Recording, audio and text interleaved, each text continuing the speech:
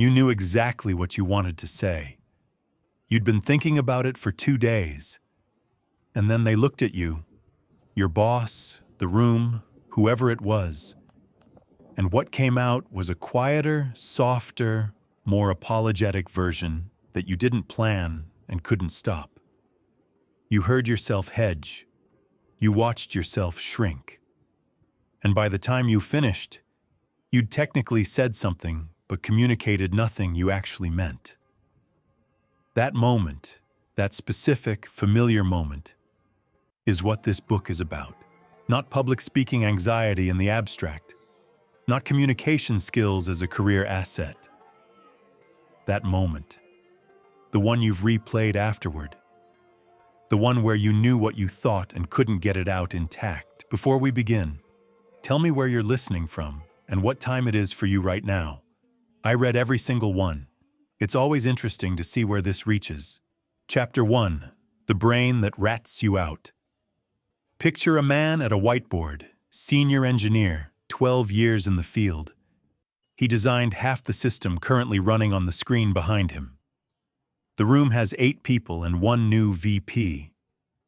He uncaps the marker, and then, slowly, visibly, someone else starts talking, using his mouth, saying approximately his ideas, in the wrong order, with apologies inserted between every clause. He knows everything in that room. The room will not know that today. This is not a story about incompetence. It's a story about what the brain does when the stakes go up, and nobody told it that the threat isn't physical. Your brain has not meaningfully updated its threat response system since before written language. When you perceive that something important is at risk, your reputation, your status, someone's opinion of you, a very old part of your brain activates. It floods your system with cortisol and adrenaline. Your heart rate climbs. Your peripheral vision narrows. Your working memory, the cognitive workspace where you hold and manipulate ideas in real time, shrinks. This is excellent if you need to sprint. It is catastrophic if you need to finish a sentence. The chemical cocktail that saves your life in a physical emergency is the same one that makes you say basically 4 times in a row and forget the word infrastructure. Your body cannot tell the difference between a predator and a performance review. It responds to both with the same ancient protocol. Survive first, articulate later. Most people interpret this response as evidence of weakness. They think, I got nervous, therefore I'm not ready. Therefore, I'm not capable. Each piece of that logic is wrong, but the conclusion feels so certain in the moment that they believe it anyway, and the believing makes it worse. Here's what the research actually shows. Confident speakers are not less anxious. They have not chemically neutralized the fear response. What they've done, through exposure, through practice, through a shift in interpretation, is stopped treating the activation as a warning signal and started treating it as a readiness signal. Same physiology, different story about what it means. That reframe is not a trick. It's a neurological reality. Your brain responds to the stories you tell it about your own states. Tell it you're falling apart, and it will helpfully confirm that. Tell it you're preparing to perform, and it starts organizing resources differently. I once watched a colleague, one of the clearest thinkers I've known, completely dissolve in a client presentation. Not because she didn't know the material. She'd written half of it. She dissolved because she decided, somewhere in the 2 minutes before she started, that the stakes were too high for her to be the one presenting. She walked in already gone. The brain operates on what researchers call processing levels. At the bottom, you react. Something happens, you respond, no deliberate thought involved. Most people live here during important conversations, emotionally reactive, verbally improvised, hoping it lands. In the middle, you monitor. You notice what you're saying while you're saying it. You make small adjustments. This is where occasional self-consciousness lives, which is useful in small doses and paralyzing in large ones. At the top, you operate strategically. You're aware of your message, aware of your audience's response, and aware of where you want the conversation to go. You're running 3 tracks simultaneously. The people who communicate well under pressure are not smarter. They've simply automated enough of the lower levels that their conscious attention is free for the top one. That automation is built through repetition. Every time you speak in a challenging situation and survive it, every time the stakes feel high and you stay present anyway, you're sending new data to the part of your brain that calculates threat. You're updating its model. You're telling it slowly, through evidence rather than argument. This kind of room is not dangerous. The brain believes evidence more than it believes encouragement. There's a structure in your brain called the reticular activating system. It filters information based on what you've told it matters. Right now, if you believe you're a poor communicator, it is actively searching for confirmation. Every stumble, every awkward pause, every moment your voice did the wrong thing, it flags and files. Not out of cruelty, out of efficiency. It's curating the world to match your expectations. Change the expectation, and it starts curating differently. It finds the moments you explained something well, the times someone nodded and meant it, the question you asked that changed the direction of a meeting. It was always collecting that data too. It just wasn't showing it to you. This is why the psychological work comes before the technical work. You can learn breath control and vocal resonance and the precise architecture of a persuasive argument, all of which matters and all of which is coming.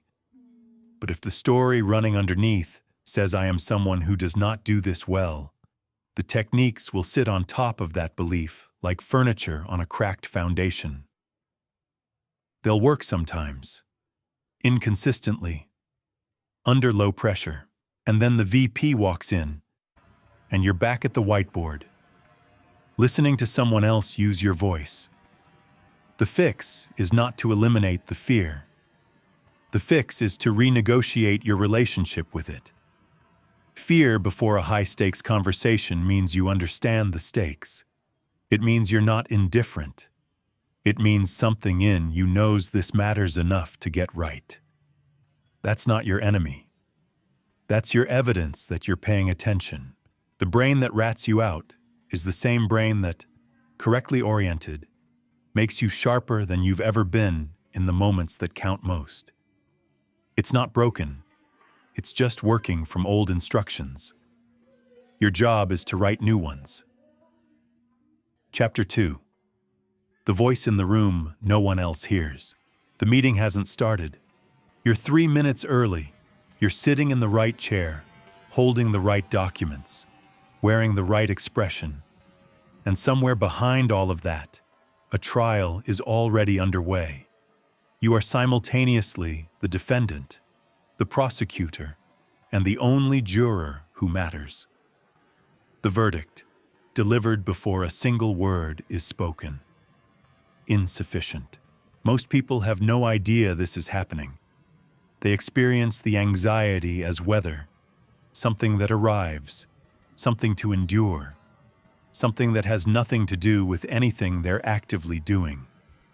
They don't realize they're doing it to themselves, continuously, fluently, with impressive creative detail.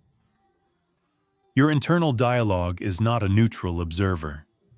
It's an editor with an agenda. And for most people, that agenda was set in childhood and has not been reviewed since.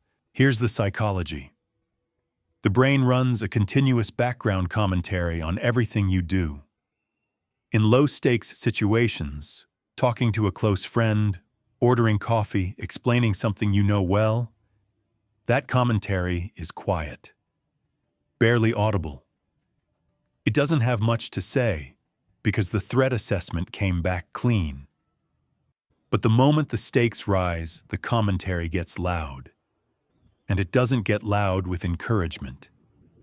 It gets loud with risk analysis, worst-case modeling, historical evidence of previous failures, curated and ready. This is not a character flaw. It's a feature. The voice is trying to protect you from social failure, which the brain treats as genuinely dangerous. Because for most of human history, social rejection had real survival consequences. Being cast out of the group was not metaphorically bad. It was physically bad. The internal critic developed to prevent that outcome. The problem is, it's catastrophically bad at calibrating. It doesn't distinguish between this could damage an important relationship and someone might think less of me for 5 seconds. It treats both with the same urgency. It can't tell the difference between meaningful risk and imagined risk. So it flags everything.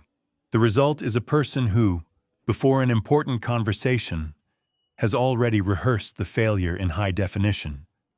The moment they lose the thread, the look on someone's face, the silence that goes one beat too long. They've pre-experienced the disaster so completely that by the time the actual conversation starts, their nervous system thinks it's already happening. Nervous speakers have an inner voice running a threat simulation. Confident speakers have an inner voice running a preparation simulation. The difference is not temperament, it's habit. Both are trained. Both are revisable. I still catch myself doing this before conversations I've had 100 times. Someone I don't know well, something with real stakes, and there it is. A quiet but detailed catalog of what could go wrong. I'm not cured of it. I've just gotten faster at noticing it and slower to believe it. The first move is noticing the voice as a voice, not as reality, not as prediction, as a voice, which means it has a perspective, and perspectives can be questioned. When the internal commentary says you're going to lose your train of thought, that is not information about the future. That is a habit speaking. It has confused frequency with accuracy. It's said that before, and sometimes it was right, so it keeps saying it, regardless of evidence. You can't silence the voice. Trying to silence it is like trying not to think about a word once someone said it. The attempt makes it louder. What you can do is respond to it differently. Instead of treating its predictions as facts to be feared, treat them as proposals to be evaluated. Is it true? Sometimes. Is it the only possibility? No. Is this voice showing me accurate data or worst-case data? Usually worst case. What would a more useful narrative sound like right now? That last question is the important one. Not how do I stop being afraid, which is the wrong goal, but what would a more useful story about this moment sound like? Confident communicators aren't telling themselves they're great. That's not what's happening inside them. They're telling themselves something functional. I know this material. I've thought about this carefully. I have something worth saying. If I lose the thread, I'll find it again. Not heroic, not delusional, just workable. The shift from self-protection to service orientation is where most of the real change lives. When the internal voice is running, how do I avoid looking bad? Every piece of the conversation gets filtered through ego defense. Your listening gets worse because you're half preparing your response. Your delivery gets rigid because you're monitoring too hard. You're spending cognitive resources on protecting yourself that should be going toward connecting with the person in front of you. When the internal voice shifts to, what does this person need from this conversation? Something opens up. You stop auditioning and start communicating. It sounds like a small distinction. The behavioral difference is enormous. There's a neurological mechanism here worth understanding. Every time you run a thought pattern, anxious or confident, self-protective or service-oriented, you strengthen that pathway. Neurons that fire together wire together. The internal voice you have today is not the one you were born with. It's the one you've practiced. Which means the one you'll have in 5 years is the one you practice now. This is either very encouraging or quietly devastating, depending on what you've been rehearsing. Reframing nervous energy deserves a specific mention because it's one of the few techniques that's both simple and genuinely effective. Anxiety and excitement are physiologically almost identical. Elevated heart rate, heightened alertness, increased energy. The only meaningful difference is the story you attach to the sensations. I'm nervous and I'm ready feel completely different. The body producing them is doing nearly the same thing. Research on this is consistent. People who are told to say, "I'm excited" before a high-pressure speaking task perform measurably better than people who try to calm themselves down. Trying to suppress the activation fights your physiology. Reinterpreting the activation works with it. You don't have to feel confident. You have to stop actively producing the opposite. The voice in the room that no one else hears is running constantly, in everyone. The question is whether it's working for the conversation you're about to have or against it. That question, asked consistently over time with honest answers, is where better communication actually starts. Not at the mouth. Long before that. You're still here. 2 chapters in, that's not nothing. Most people who clicked this video moved on before they got uncomfortable. You didn't. Which means something in here is hitting close enough to stay. If that's the case, subscribe. Not because this channel needs it, because the next time you want this kind of thinking, you'll want to find it without looking for it. That's all. Back to the part that actually matters. Chapter 3, Your Body Already Confessed. She said she was fully on board with the new direction. She said it clearly, at the right moment, with the right words. And then she sat back, crossed her arms, and pressed her lips together in a way that made the whole room quietly decide she wasn't. Nobody mentioned it. Nobody had to. The body doesn't lie. It doesn't even try. While your mouth is carefully constructing a socially acceptable version of reality, your body is filing a simultaneous report, unedited, unfiltered, and arriving slightly ahead of your words. Your audience reads that report first. They read it faster than they process language, and they believe it more. This is not a communication quirk. It's evolutionary architecture. Humans were reading physical signals for threat, status, and intention long before they were reading words. That processing pathway is older, faster, and more trusted by your nervous system than anything verbal. When the two conflict, when your words say one thing and your body says another, your audience doesn't split the difference. They go with the body. Every time. Which means you can craft the perfect sentence and still lose the room before you finish it. Most people think about nonverbal communication as something to perform. A checklist of approved postures and gestures to layer on top of whatever they're naturally doing. Stand straight. Make eye contact. Don't fidget. This approach produces exactly what you'd expect from a checklist. Behavior that looks technically correct and feels completely hollow. People are sophisticated detectors of performed confidence. They can't always name what's off, but they feel it. The reason is simple. Your nonverbal signals don't originate in your muscles.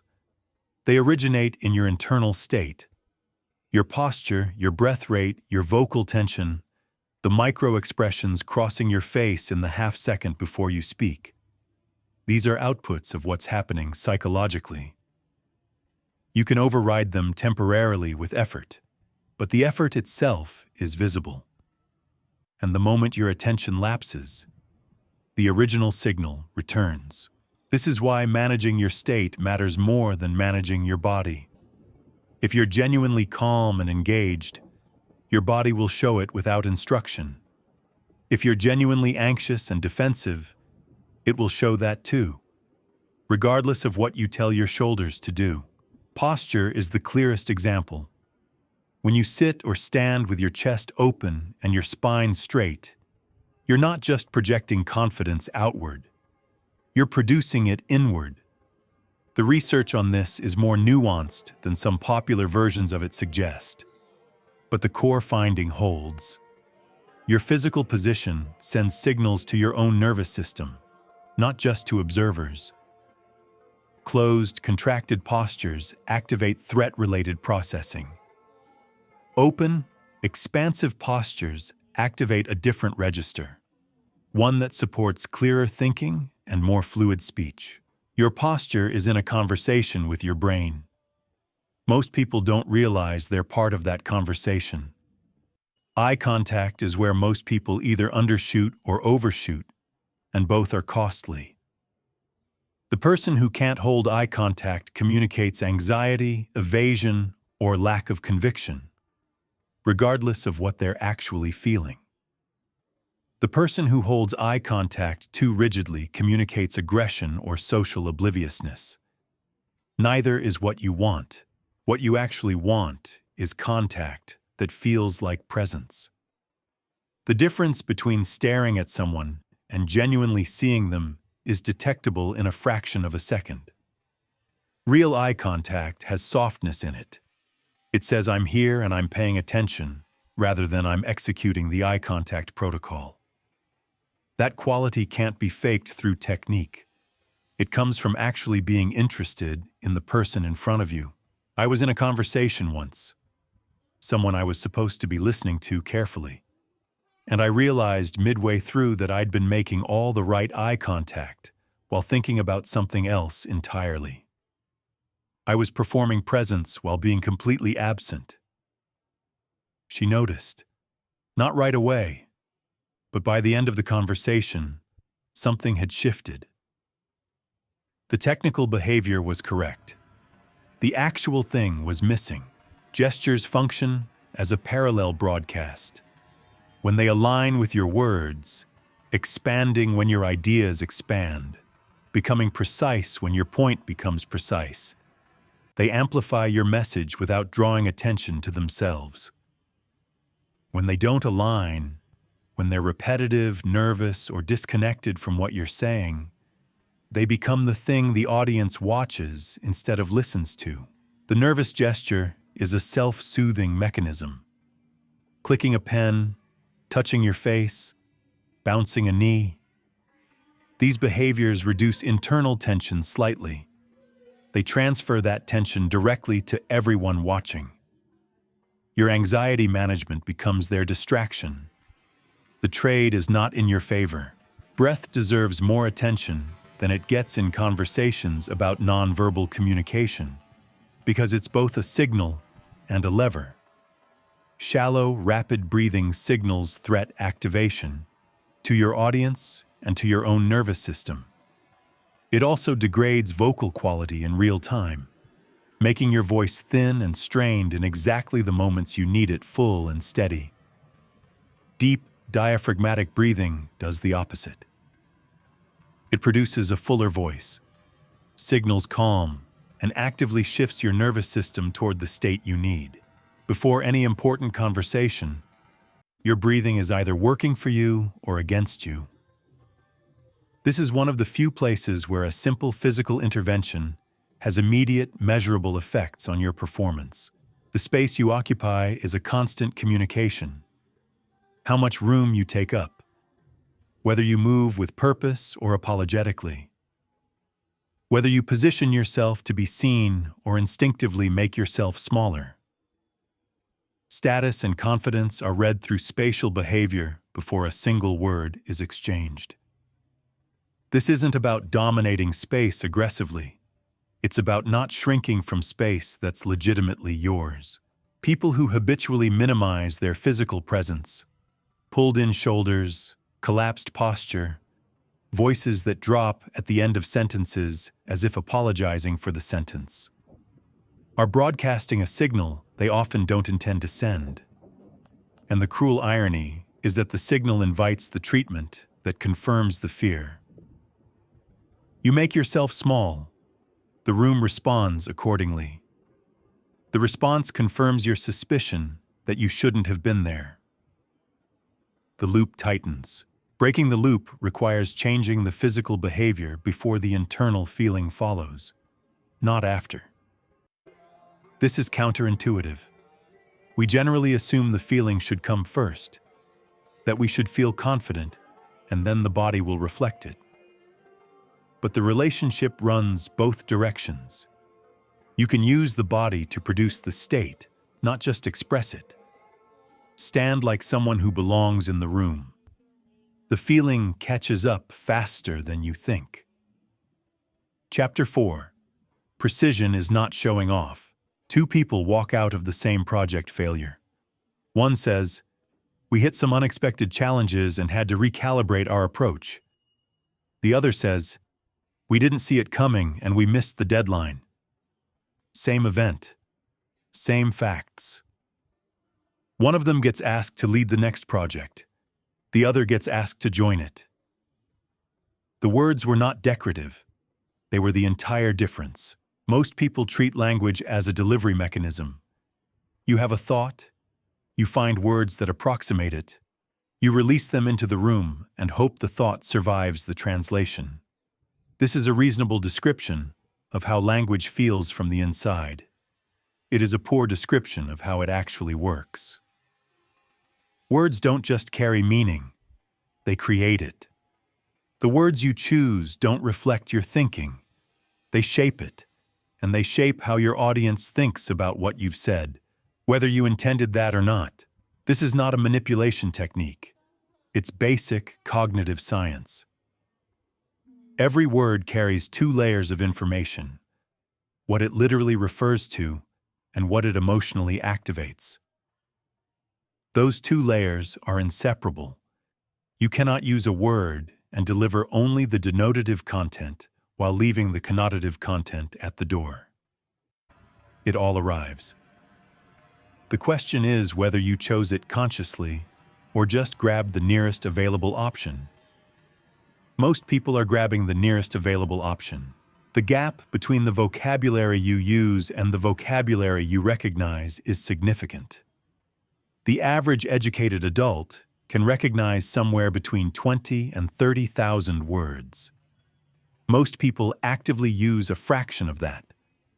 The rest sits in passive storage, understood when encountered, never reached for when speaking. That gap isn't about intelligence. It's about habit.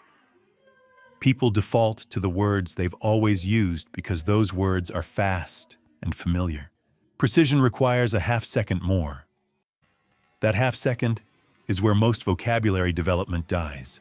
Expanding your working vocabulary is not about acquiring impressive words. It's about acquiring accurate ones. The goal is not to sound educated. The goal is to stop losing meaning in translation, to find the word that captures exactly what you mean rather than the word that approximately gestures at it. There's a category of language that deserves particular attention: weak qualifiers. Sort of. Kind of. I think maybe. It seems like possibly. These phrases feel like humility. They're not. They're cognitive static. They signal uncertainty you may not actually feel. And they train both your audience and your own brain to treat your ideas as provisional when they don't need to be. I used to do this constantly in rooms where I felt outranked, hedging everything just enough to have an exit if I was wrong. This might be worth considering instead of "this is the move." The ideas were the same. The reception was completely different. I was volunteering my own marginalization with every qualifier I added, Replace weak qualifiers with specific confidence where it's earned. I recommend, instead of, I think maybe we could consider. This addresses the core problem instead of, this seems like it might help. The difference isn't arrogance, it's accuracy. If you believe something, say you believe it. If you're uncertain, say what specifically you're uncertain about. Vague hedging serves neither honesty nor persuasion. Filler words, like, basically, literally, are a related problem with a different root cause. They exist because your mouth needs to keep moving while your brain catches up. This is a natural artifact of real-time speech production. The issue is that they accumulate into a pattern that signals chronic uncertainty, and they quietly erode your audience's confidence in what follows. Not because any single filler is damaging, but because the cumulative texture of the speech starts to feel unsteady. The fix is not to obsessively eliminate every filler. It's to become comfortable with silence. Silence is what naturally fills the gap between thoughts when you stop fearing it. Most people rush to fill silence because it feels like failure, like the audience will interpret the pause as confusion. They won't. A deliberate pause reads as consideration. It reads as someone who thinks before speaking, which is, it turns out, exactly what you want people to think about you. Precision also lives in framing. The structural choice of how you present information before you present it. Calling something a challenge instead of a problem is not spin. It's a genuine cognitive reframe that activates different associations in your audience. Challenge implies agency, solvability, something to engage with. Problem activates avoidance, weight, something to escape. You're not describing different realities. You're directing attention toward different aspects of the same reality. This is legitimate. This is what language is for. Skilled communicators understand that they are always framing. The only question is whether they're doing it deliberately or accidentally. Metaphor is where precision becomes genuinely powerful. A good metaphor doesn't just clarify an abstract idea. It transfers an entire structure of understanding from something familiar to something new. When your audience already knows how an orchestra works, and you say your team has all the right musicians but no conductor, you haven't just described a coordination problem. You've handed them a complete mental model that includes the diagnosis and implies the solution simultaneously. Bad metaphors do the opposite. They introduce a second thing that also needs explaining, or they illuminate the wrong dimension of the idea, or they're so overused that they've stopped carrying any image at all. Moving the needle. Low-hanging fruit. Circle back. These phrases began as metaphors. They are now just sounds that happen in meetings. Register, the level of formality appropriate to context, is a precision skill that gets almost no attention. The same idea expressed in casual language between colleagues and informal language to a board carries different implicit messages about relationship, hierarchy, and stakes. Skilled communicators shift register automatically, without losing their authentic voice. They don't sound formal when they're trying to sound informal, or casual when the situation requires weight. They read the room and match it. This is not code switching in the pejorative sense. It's social fluency. The ability to meet people in the linguistic environment where they're most comfortable receiving information.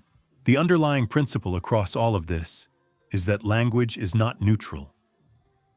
Every word is a choice, and every choice has consequences that extend beyond the literal content of what you said. Precision isn't about being more careful or more impressive. It's about closing the gap between what you mean and what lands. Most of what gets lost in communication doesn't disappear in the silence between words. It disappears in the words themselves. Chapter 5. The instrument you forgot you had. Same sentence. Two different people. One sounds like a verdict. One sounds like an apology for having an opinion. The words are identical. The voice is doing completely different things. You've heard both this week. You trusted one of them immediately and couldn't explain why. The voice is the most underestimated communication tool most people own. Not because people don't know it matters, some part of everyone knows it matters, but because they treat it as fixed, a given. Something you were issued at birth and have been using ever since, unmodified, like factory settings nobody thought to change. It is not fixed. It is an instrument, and like any instrument, it has been either developed or neglected, and the difference is audible to everyone in the room. Professional speakers, actors, and singers spend years on vocal development, not because they're vain about sound quality, but because they understand something most people never consider. How you sound determines whether people keep listening. Content requires an audience. The voice is what keeps that audience in the room long enough to receive it. A weak, thin, uncertain voice creates friction between your ideas and the people you're trying to reach. A controlled, resonant, well-paced voice removes that friction entirely. Everything starts with breath. Not the shallow chest breathing most adults have defaulted to since approximately age 12, but diaphragmatic breathing, the kind that actually supports sustained, powerful speech. When you breathe from your chest, your voice runs out of foundation mid-sentence. It gets thin. It strains. It rises in pitch at exactly the moments you need it to stay grounded. When you breathe from your diaphragm, you maintain consistent air pressure throughout, which means consistent vocal quality regardless of how long or complex the sentence. Most people have never been told they're breathing wrong. They've just noticed that their voice sounds different under pressure, higher, faster, less steady, and assumed that's what pressure does. It is what pressure does when breath support is inadequate. With proper support, the voice holds its quality even when the stakes go up. Test it right now. One hand on your chest, one hand on your stomach. Take a breath. If your chest moves significantly and your stomach barely moves, you're breathing the way most people breathe, which is to say, inefficiently for speaking. The stomach should move first and more. The chest should follow, not lead. This feels counterintuitive because shallow breathing is so deeply habituated that it feels normal. It is common. It is not optimal. Resonance is the quality that makes a voice feel like it fills a room rather than just occupying it. Sound originates at the vocal cords, but gains richness by resonating through the spaces above: the mouth, the sinuses, the chest cavity. A voice with good resonance has depth and presence. A voice without it sounds flat, thin, like it's being produced somewhere too small for the task. The fastest way to develop resonance is humming. Mouth closed, producing a steady hum and feeling where the vibration lives. Most people feel it only in their throat. The goal is to feel it in your chest, your face, your skull. That full-body vibration is the physical sensation of resonance. Once you can access it in a hum, you can extend it into speech. The voice that comes out on the other side is noticeably different. Fuller, more grounded, harder to ignore. Nervousness collapses resonance. When you're anxious, your throat tightens. The opening narrows. The sound has less room to develop. This is why voices under stress sound thin and high. The instrument is physically contracting. Keeping your throat relaxed while maintaining breath support is the technical solution. The practical solution is addressing the underlying anxiety, which the previous chapters were about, and which continues to matter here. Pitch variation is what prevents your voice from becoming auditory wallpaper. The human brain stops processing unchanging stimuli. It's an attention conservation mechanism. A voice that stays on one pitch for any extended period triggers that conservation response. Your audience doesn't decide to stop listening. Their brain just quietly reassigns those processing resources elsewhere. Strategic pitch variation keeps the brain engaged. Lower pitch communicates authority, finality, conviction. It's the register for conclusions, for important statements, for the moments when you want something to land with weight. Higher pitch signals curiosity, openness, new information arriving. It's appropriate for questions, for introducing ideas, for moments of genuine engagement. What you want to avoid is uptalk, the pattern of ending declarative statements with rising intonation, as if every sentence is requesting permission to exist. It's pervasive, it's unconscious in most people who do it, and it is quietly devastating to perceived authority. You can say something completely correct in a voice that sounds like it's asking whether it's correct. The audience goes with the voice. I spent an embarrassingly long time ending sentences this way. Not in formal presentations. I'd trained myself out of it there. But in meetings, in casual professional conversations, anywhere I felt even slightly uncertain about my standing in the room. My ideas were going up at the end. My credibility was going with them. Pace is where most nervous speakers most visibly betray themselves. They rush, not because they're enthusiastic, though they sometimes tell themselves that, but because speed feels safer. If you get through it fast enough, the exposure window is smaller. The problem is that rushing removes the pauses, and the pauses are where comprehension lives. Pauses are not failures of speech. They are features of it. A pause before an important point creates anticipation. A pause after it creates space for the idea to land and settle. A pause when you've lost your thread buys you the moment you need to find it again, and reads to your audience as thoughtfulness rather than confusion. Confident speakers pause. They pause without apology. They pause without filling the gap with sound just to prove they're still running. The silence is part of the speech. Articulation, the clarity with which you form words, is the final element that most people treat as cosmetic, but is actually functional. Dropped consonants, swallowed endings, words that blur into each other. These force your audience to work harder to decode what you're saying. That extra work costs attention. Attention spent on decoding is attention not spent on understanding. Clear articulation isn't about accent or affectation. It's about making your words accessible without effort. Record yourself, not once, as a curiosity, regularly as a practice. Most people are genuinely surprised by what they hear, not always negatively, but always informatively. The voice you hear inside your head is not the voice your audience hears. Bone conduction changes how you perceive your own sound. What you think you're projecting and what's actually arriving are often different. The recording tells you what's arriving. The voice you have right now is not the voice you're stuck with.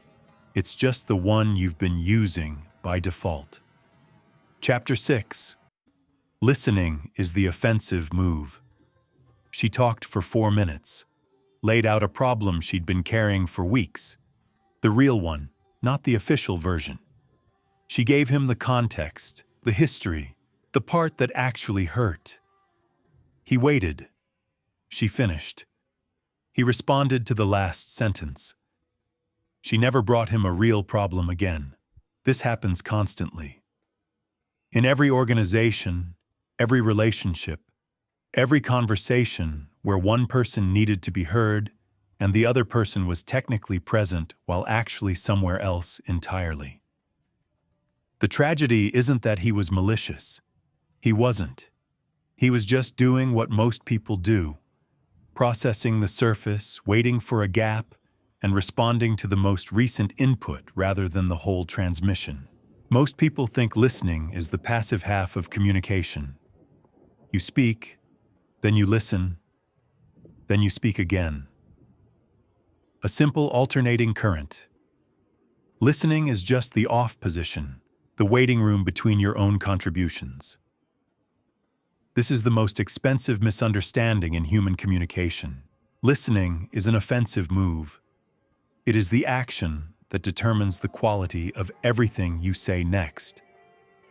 The information you gather while someone is speaking, not just the words, but the emotional register, the hesitations, the things being carefully avoided, the needs sitting underneath the stated position. That information is what separates a response that lands from a response that merely arrives. When you respond to what someone actually meant, rather than what they literally said, something shifts in the conversation. They feel it immediately. They can't always name it. But something in the interaction changes quality, and they lean in rather than back. Active listening is not a posture.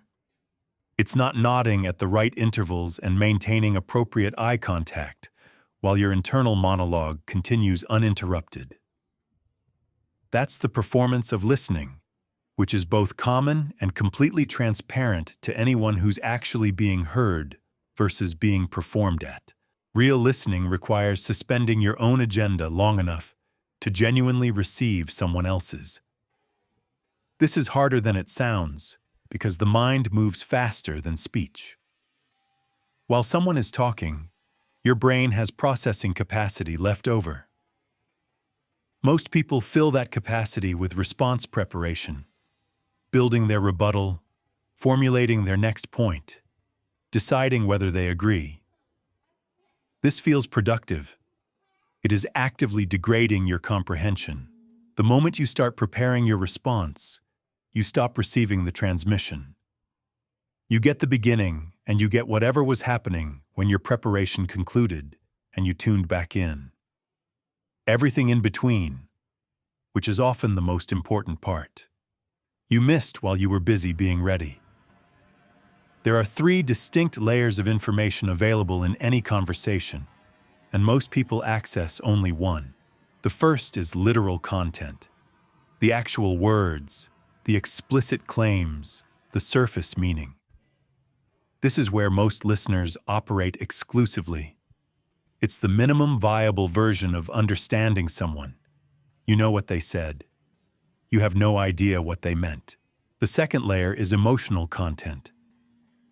Every statement carries information about how the speaker feels, about the topic, about you, about themselves in this moment. Someone saying, "I think we should reconsider the timeline," might be expressing anxiety, disagreement, exhaustion, or a quiet plea for someone to notice they're overwhelmed. The words are the same regardless. The emotional layer tells you which one it is. Most people miss this layer entirely because they're focused on the logical content, and because reading emotional subtext requires attention they've already allocated elsewhere. The third layer is the layer of underlying needs. Behind every stated position is a need that the position is trying to meet. Behind, "I think we should reconsider the timeline," might be a need for realistic expectations, for acknowledgement that the current plan is unsustainable, for someone to finally say out loud what everyone in the room already knows. If you respond only to the position, you're negotiating with the symptom. If you respond to the underlying need, you're solving the actual problem. Operating at all 3 layers simultaneously is what separates skilled listeners from everyone else. It's cognitively demanding. It requires genuine focus and the willingness to be surprised by what you find. It cannot be faked through technique alone. I sat through a conversation once where someone was clearly describing burnout in the language of project management. Every sentence was professional and specific, and completely beside the point of what was actually happening.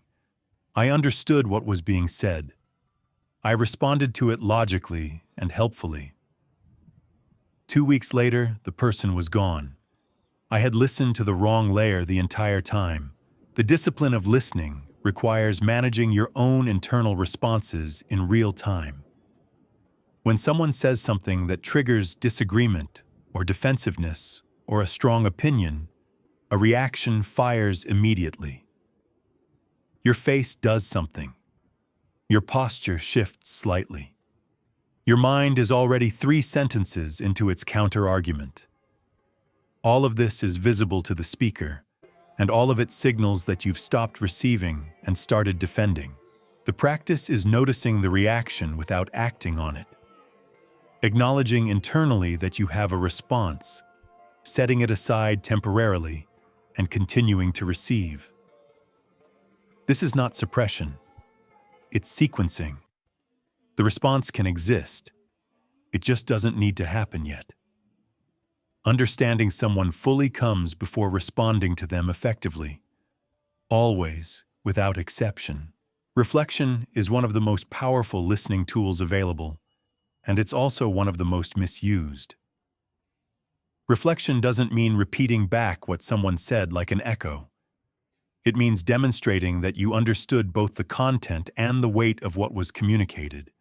The difference between, "So you're saying the deadline is a problem," and "It sounds like the timeline is creating pressure that's affecting the whole team's ability to do good work," is enormous. The first reflects the surface. The second reflects the person. When someone feels accurately reflected, something in them relaxes. The defensive posture softens. The carefully managed version of the story gives way to the real one. This is not a technique for extracting information. It's the natural result of someone feeling genuinely understood, which happens rarely enough that it is almost always significant when it does. Questions are the listening tool most people use worst. Closed questions produce closed answers. Leading questions produce the answer you already had. Both are conversation enders disguised as conversation openers. The questions that actually advance understanding are open, genuinely curious, and aimed at helping the other person think more deeply, rather than confirming what you already suspect. What factors feel most uncertain to you right now is a different conversation than, "Don't you think we should move forward?" One is an inquiry. One is a verdict with a question mark attached. People can feel the difference the moment it's asked. Silence is the most underused listening tool. Most people cannot tolerate more than a few seconds of conversational silence without rushing to fill it. This instinct destroys depth. People often need silence to access what they actually want to say, the real version, below the rehearsed version. When you fill every pause, you get the rehearsed version. When you wait, you sometimes get something neither of you expected. The best listeners have learned to treat silence as productive rather than uncomfortable. They wait. Not passively. They're fully present in the wait. But they've stopped treating every pause as an emergency requiring immediate verbal response. Listening well is the most reliable way to speak well. Because the best response to any conversation is built from what you actually heard, not from what you were planning to say before it started. Wonder 7. Difficult conversations and the lies we tell before them. He rehearsed it for 3 days. The opening line was perfect. He'd anticipated every possible response and prepared a reply to each. He had a logical structure, specific examples, a clear conclusion. He walked in ready. She said something he hadn't anticipated in the first 30 seconds. He spent the rest of the conversation trying to find his way back to the script. This is what most people call preparation. It is actually a very elaborate form of avoidance. You spend so much energy building the conversation you want to have that you arrive completely unprepared for the conversation that actually happens. The script gave you the feeling of readiness without the substance of it. And when reality declined to follow your outline, the whole structure collapsed. Difficult conversations are difficult for a specific reason that most people misdiagnose. The difficulty is not the topic. Topics are just information. The difficulty is the emotional charge surrounding the topic, the ego investment, the fear of how it lands, the risk of damaging something that matters, the possibility of being wrong in a way that can't be walked back. Strip out the emotional charge, and most difficult conversations are just information exchanges. The charge is the whole problem, which means preparing for a difficult conversation by rehearsing arguments is preparing for the wrong thing entirely. You're building a case for a courtroom, when what you actually need is to be functional in a room where the temperature is rising and the other person is doing something you didn't predict.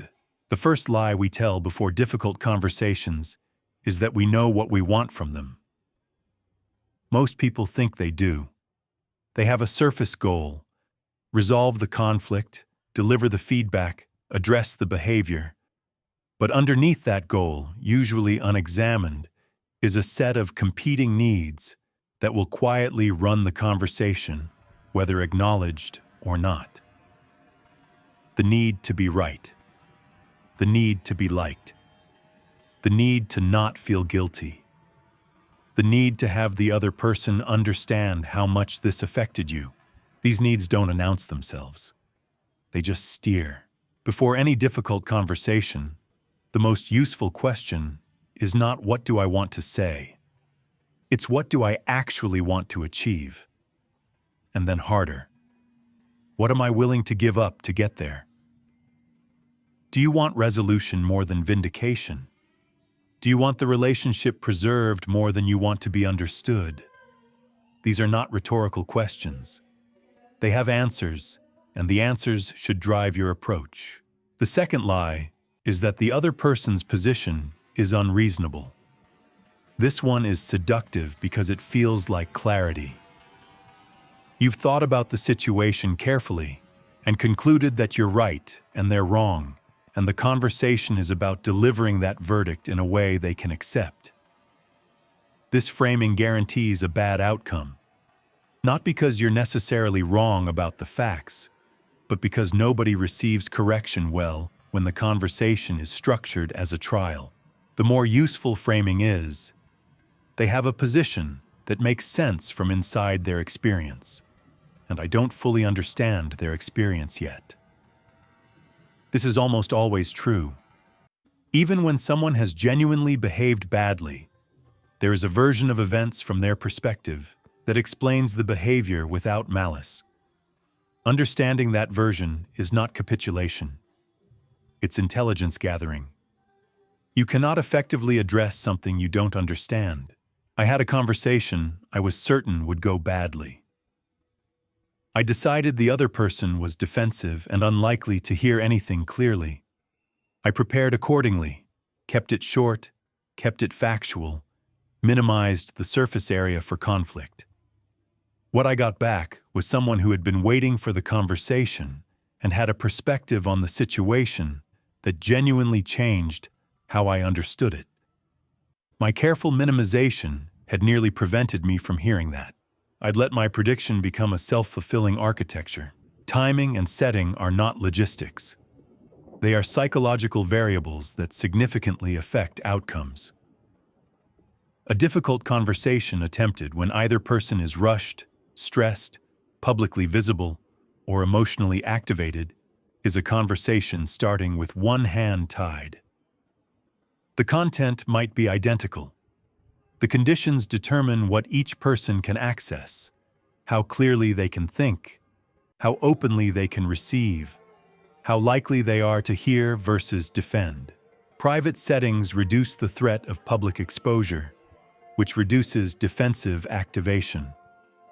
Choosing a moment when neither person is already at capacity gives the conversation a chance to be actually had rather than survived. These choices are not weakness or avoidance. They're strategic. A conversation you delay by 2 days to have in the right conditions will almost always go better than one you force immediately under bad ones.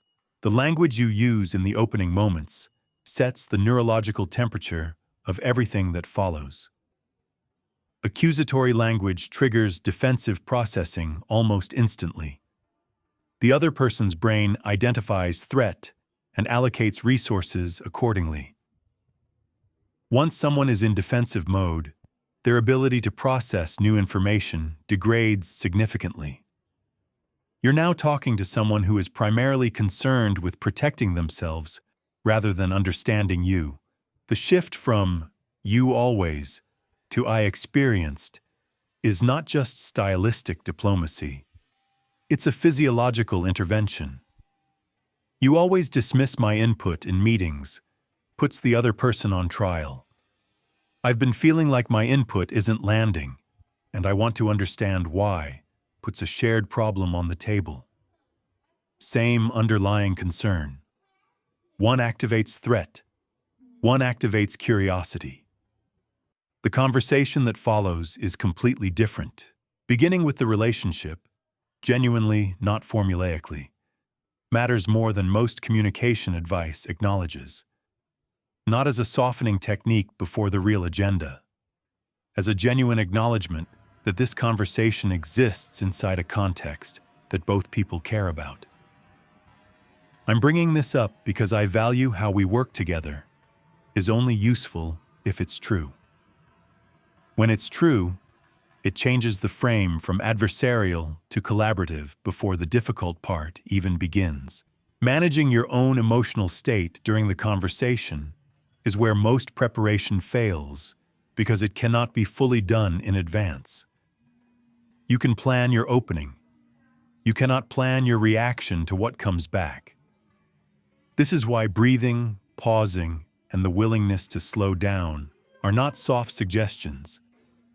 They are functional tools for keeping your prefrontal cortex online when your limbic system is trying to take the wheel.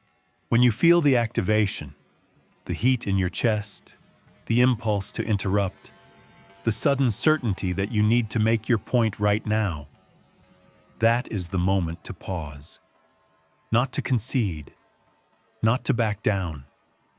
To buy yourself the 3 seconds between stimulus and response where choice lives. Most of the damage done in difficult conversations happens in the absence of those 3 seconds. De-escalation. When things go sideways requires counterintuitive behavior. When voices rise, lower yours. When pace accelerates, slow yours. When the other person becomes more intense, become more still. Not passive, present. You are not matching their energy. You are offering a different energy and letting them decide whether to meet it. This works more often than it should, given how simple it is. The goal of most difficult conversations is not agreement. It is understanding. Mutual, genuine, specific understanding of what each person is experiencing and what each person needs. Agreement sometimes follows, sometimes it doesn't. But understanding always produces something useful, even when the positions don't change. The conversation you've been avoiding is not going to get easier with more time. It is going to get more expensive. Chapter 8. Charisma is a behavior, not a personality. You've met someone who made you feel interesting, not flattered. Actually interesting. Like the particular combination of experiences and opinions you've accumulated over your entire life was exactly what this conversation needed. You walked away energized. You couldn't explain afterward what they'd done. That's the whole point. The mechanism was invisible because it was working perfectly. You've also met the other kind. The person who is technically charming, smooth, funny, remembers your name, says all the right things, and leaves you feeling vaguely like you just completed a transaction. Something happened. Value was exchanged. Nobody was actually present for it. The difference between those two experiences is not personality. It's not charisma as a trait, something distributed at birth in varying quantities to the lucky few. It's a specific set of behaviors, learnable, practicable, improvable, that either produce genuine connection or simulate it badly. Most people who want to be more charismatic focus on output, what to say, how to seem more confident, which conversational moves create likability. This is backwards. Charisma is almost entirely about input, what you're receiving, what you're attending to, how fully you're actually present with the person in front of you. The output takes care of itself when the input is right. When the input is wrong, no amount of polished output fixes it. The foundation is presence. Not mindfulness retreat presence, functional, practical, conversational presence.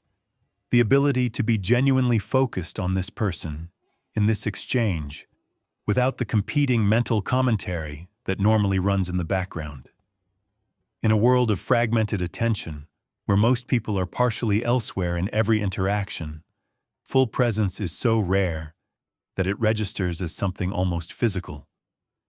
People feel it. They respond to it. They remember you for it, often without knowing why. Developing presence requires training your attention like any other skill.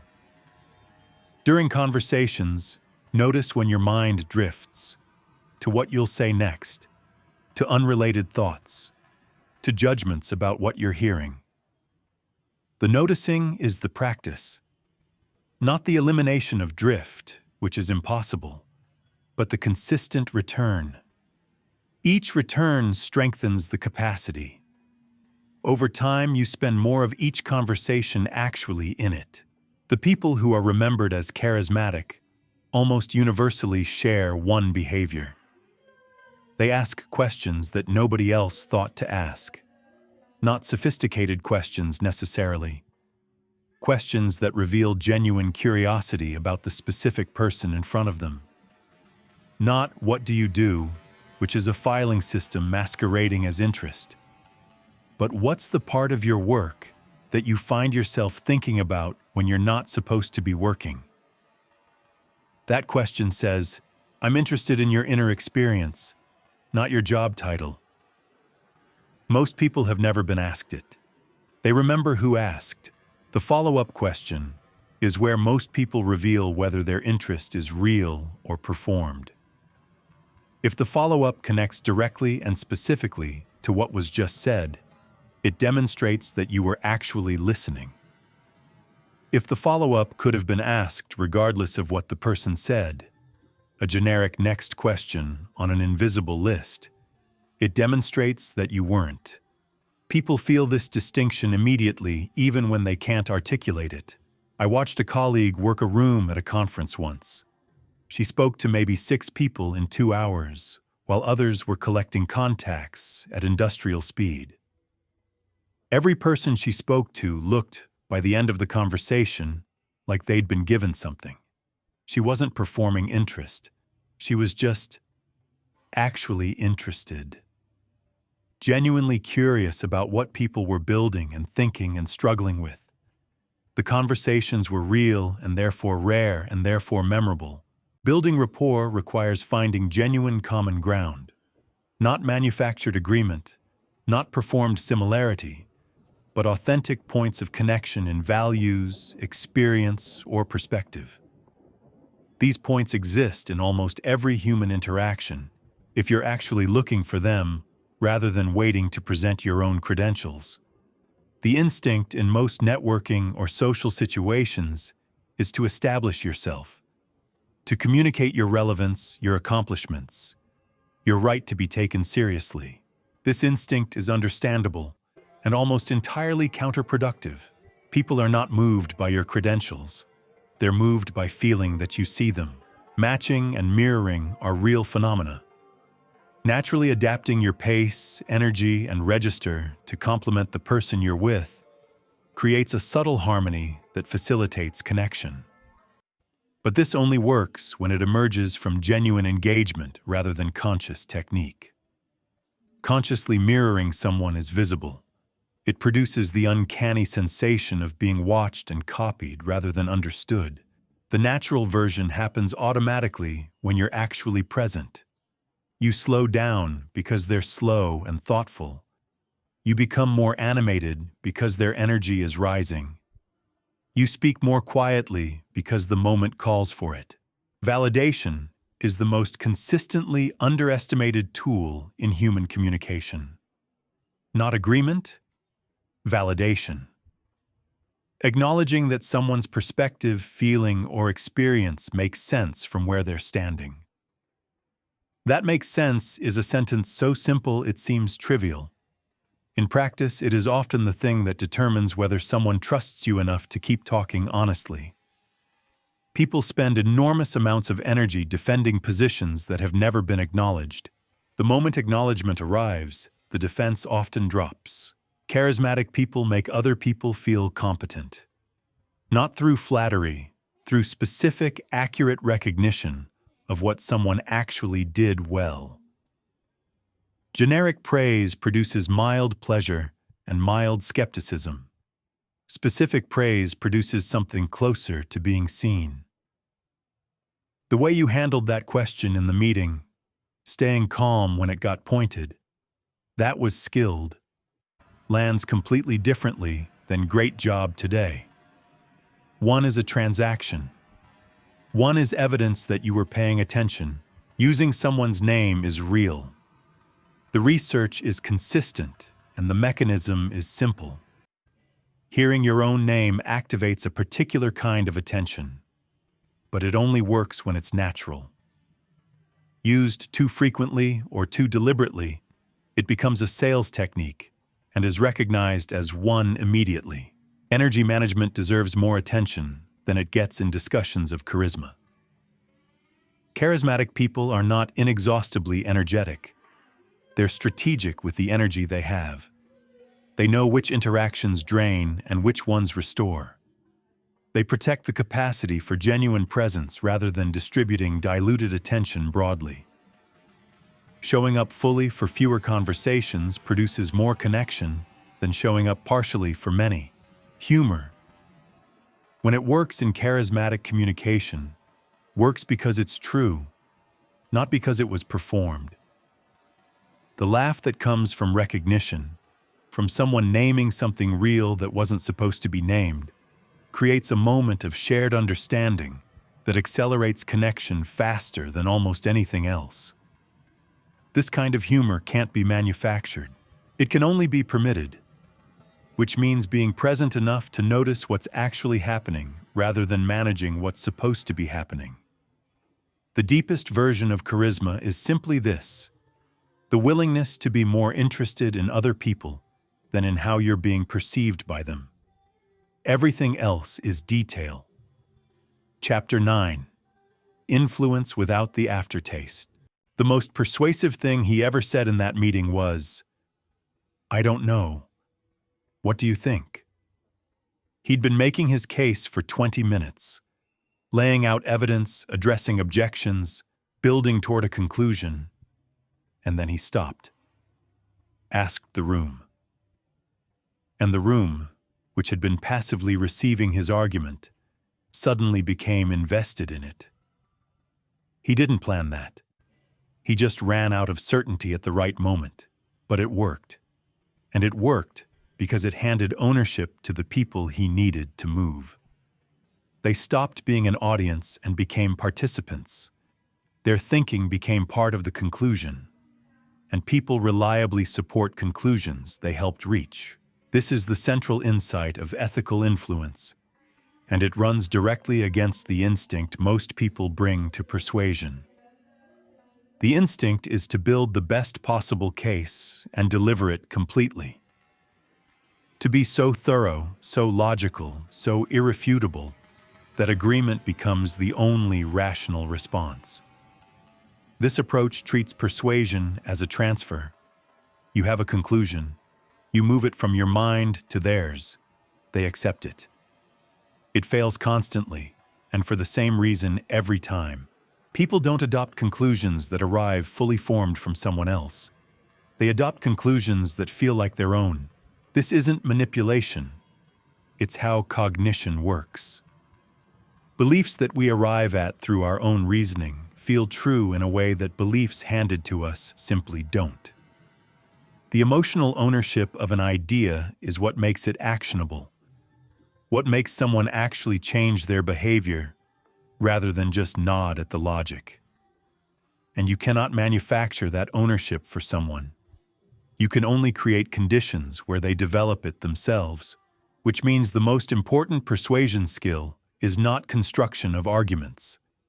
It's understanding what the other person already believes, already values, and already wants, and showing them, genuinely, how what you're proposing connects to those existing commitments. You are not installing a new value system. You are finding the one already running and demonstrating that your proposal is consistent with it. This requires listening before speaking. Real listening, the kind described 2 chapters ago. The 3-layer variety that captures not just the stated position, but the emotional content and underlying needs. Most people begin persuasion before they understand the person they're trying to persuade. They know their own position thoroughly and the other person's position approximately, and they proceed as if that's sufficient. It isn't. The gap in understanding is where the persuasion fails. Before attempting to move anyone toward anything, invest time in understanding their current position from the inside. What makes it feel right to them? What concerns might make your proposal feel risky? What past experiences might be shaping their resistance? What they'd need to feel confident that the change serves their interests, not just yours. This intelligence is not just preparation. It is the foundation of the entire approach. Reciprocity is real, and it operates below conscious awareness. When you provide genuine value to someone, useful information, a helpful introduction, honest perspective on a problem they're facing, you create a psychological condition in which they want to provide value back. This is not a manipulation technique. It is a description of how human social accounting works at the neurological level. The key word is genuine, performed generosity, the kind that's obviously instrumental, designed to create obligation, produces the opposite effect. People resent manufactured debt. They respond to authentic investment. The practical implication is straightforward. Be genuinely useful to people before you need anything from them. Not as a strategy, though it is strategically sound, but as a default orientation. People who consistently look for ways to help others develop reputations that open doors without requiring specific persuasion efforts. Their influence accumulates in the background while they're doing something else. Social proof works because uncertainty is uncomfortable, and other people's choices reduce it. When someone who resembles you, in role, in challenges, in context, has made the choice you're proposing and it worked, the psychological friction around your proposal drops significantly. Not because people are sheep, but because relevant precedent is legitimate evidence. The critical word is relevant. Generic testimonials from dissimilar people in different situations produce skepticism rather than confidence. The more specifically the social proof matches the person's situation, the more it matters. The commitment and consistency principle is one of the most reliable dynamics in human behavior. People will go to remarkable lengths to act in ways consistent with positions they've already taken publicly. When you can connect your proposal to something your audience has already stated already committed to, already identified with. You make the psychological path to yes dramatically shorter. You're not asking them to change. You're showing them that agreement is the most consistent version of who they've already said they are. I once watched a negotiation where one side had the stronger position by every objective measure. They lost anyway. Not because their argument was weak, because they walked in having already decided the outcome and made it immediately apparent. The other side felt managed rather than heard. The resistance that followed had nothing to do with the merits of the proposal. It was a response to the feeling of being processed. Nobody wants to be the object of someone else's strategy. The antidote to this is involvement. When people participate in developing the solution, when their input genuinely shapes the recommendation rather than just decorating it, they become co-owners of the outcome. This takes longer. It produces stronger commitment. The math is almost always favorable. Scarcity and urgency deserve a careful distinction. Real constraints, genuine time limits, actual resource limitations, legitimate opportunity costs of delay, are information that helps people make better decisions. Presenting them honestly is not pressure. It is respect for someone's ability to weigh real factors. Manufactured scarcity, artificial deadlines, invented competition, false limits, is a technique that occasionally works once and reliably destroys trust permanently. The short-term compliance it produces is not worth the long-term cost to the relationship. Timing is undervalued in almost every discussion of persuasion. People are more open to new ideas when they're dissatisfied with current results, when they're in transition, when they've just encountered evidence that the current approach isn't working. The identical proposal that fails in February succeeds in April because something shifted in the person's experience. Knowing when someone is ready to hear an idea is as important as knowing how to present it. Patience is a persuasion skill. The foot in the door works because small commitments shift identity. Someone who agrees to a minor ask has, imperceptibly, become someone who says yes to this kind of thing.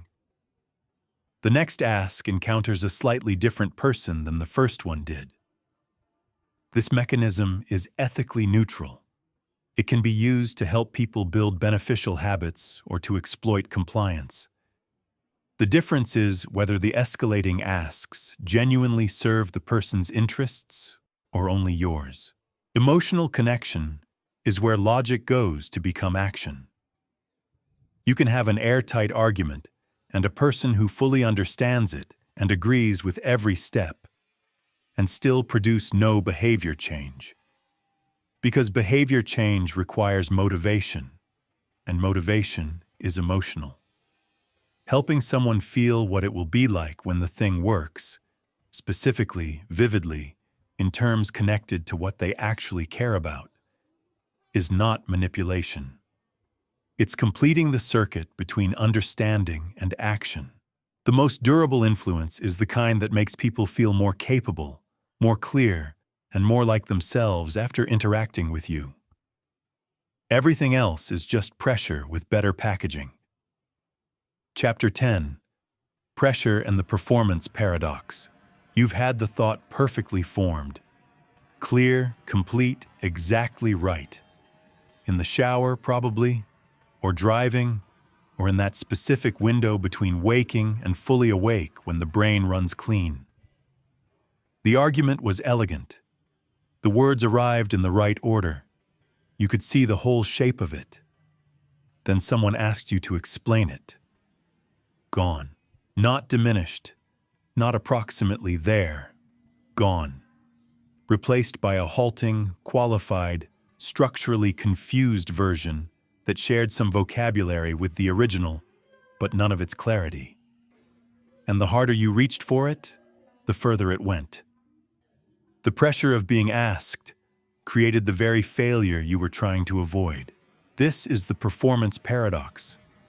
The thing that matters most is hardest to access when it matters most. And the reason is not weakness, not insufficient preparation, not some fundamental inadequacy in your relationship with language. The reason is a specific, well-documented neurological mechanism that you've probably been misinterpreting your entire life. When the stakes rise, your brain doesn't simply continue operating at its normal level while adding stress to the background. It changes its operating mode. The prefrontal cortex, the part responsible for complex language, organized thought, and nuanced communication, starts competing for resources with the threat response system. Under sufficient pressure, the threat response wins, not because it's more important, because it's older, faster, and evolutionarily configured to take priority. The result is a narrowing. Your vocabulary shrinks toward familiar, safe words. Your ability to hold complex ideas in working memory while simultaneously speaking them degrades. Your monitoring systems, the ones tracking whether what you're saying is making sense, whether you're landing the point, whether you need to adjust, go offline or become hyperactive in ways that are equally unhelpful. This is why people who know things thoroughly can sound like they don't under pressure. The knowledge is still there. The access pathway is congested. The first thing to understand about this mechanism is that fighting it directly doesn't work. Telling yourself to calm down is not an intervention. It is a request made to the wrong part of the brain by the part that's already losing. Suppressing the activation requires the same cognitive resources the activation has already claimed. The attempt makes it worse. What works is working with the physiology rather than against it. Breathing is the most direct lever.